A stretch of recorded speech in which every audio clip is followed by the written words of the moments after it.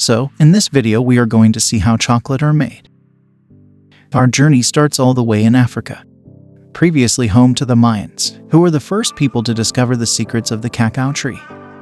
But it had less to do with their detective abilities than their geographical location. You see, the cacao tree needs incredibly specific conditions to grow, like a temperature of 25 degrees and a humidity of 80% or above. Conditions only met by certain locations along the equator of the Earth, one of which the Mayans occupied. To this day, a majority of the world's cacao supply comes from this region, and the way cacao is harvested hasn't changed much since the age of the Mayans either. This is mainly because cacao trees are incredibly delicate, and the cacao pods don't just simply fall to the ground. For this reason, they're cut off manually one by one. This can be grueling work, and it doesn't get much easier later on, because the beans need to be taken out manually as well. This means each worker has to sit down and channel their inner fruit ninja to secure the beans, which at this point are covered by a sticky white pulp.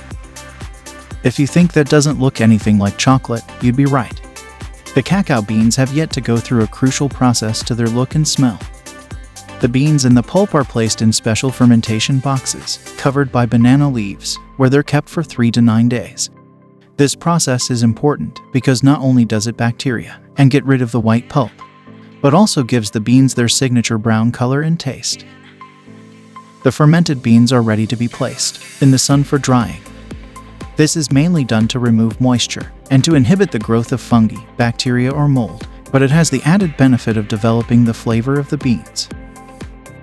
Once this is done, the beans are ready for their journey to factories across the world. After they arrive at the factory, the beans are inspected by a team of quality assurance officers. This process consists of cutting the beans to ensure they're the right color and have the required consistency. Once they're approved by the QA team, the beans are off to a specialized processing plant, where they're roasted, first on screens, and then in revolving cylinders, through which heated air is blown.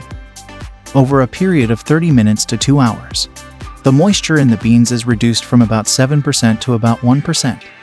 The roasting process also triggers a browning reaction, in which more than 300 different chemicals present in the cacao beans interact.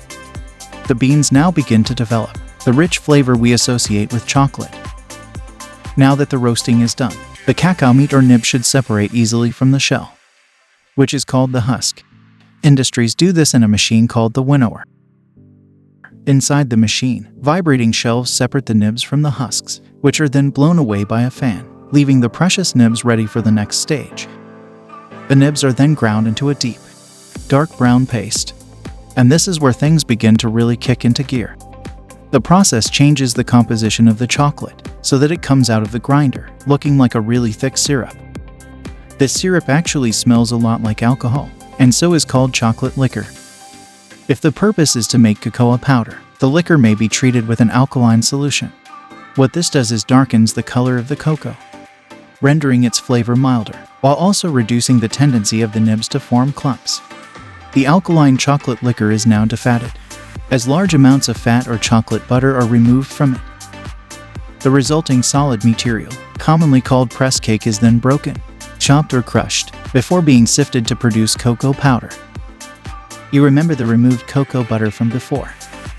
Well, it's not a throwaway item, but a crucial component in creating chocolate candy. It's mixed with chocolate liquor in a process called conching, which gives the chocolate its smooth texture and consistency. Other items, like powdered milk, sugar, or vanilla may be added, depending on the type of chocolate that's being made.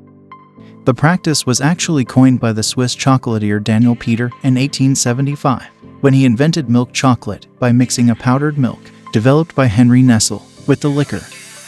Now that the texture is there, it's time to give the chocolate its patented snap. This is done through a process called tempering, in which the chocolate is slowly heated and cooled.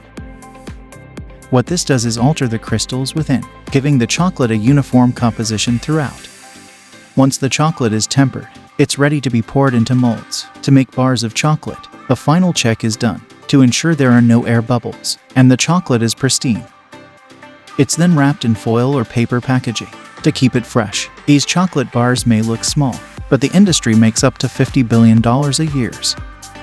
If you make that many chocolate bars, you probably need a lot of aluminum foil to wrap them. Click here to see the amazing way aluminum foil is made. So, how was the views of making chocolate?